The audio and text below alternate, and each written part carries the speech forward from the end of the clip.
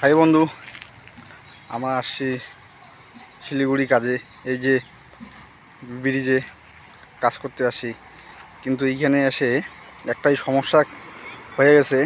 এই যে দেখতেছো নদী, এই নদীর জল দিয়ে ভাত রান্না করতে হবে, এই নদীর জল দিয়েই চান করতে হবে, সব কিছু করতে হবে। শুধু খাওয়ার জলটাই দেবে আমাদেরকে। এই যে আমাদের থাকার ঘর বানিয়ে দিয়েছে। এরকম করে কেউ থাকে বলো? মানে মানুষ জীবনটাই ব্যর্থ। চতুর্দিকে ফাঁকা, চতুর্দিকে কোনো বাড়ি ঘর কেউ কিছুই নেই।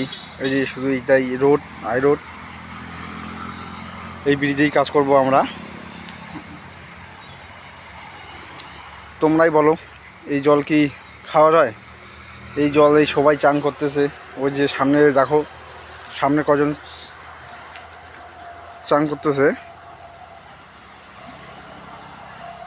3জন চান করতেছে, একজন পায়খানা করে জল নিচ্ছে। এই নদীর জলেই আবার বলতেছে যে এই জল দিয়ে ভাত রান্না করতে হবে, শুধু খাওয়ার জলটাই পাবা।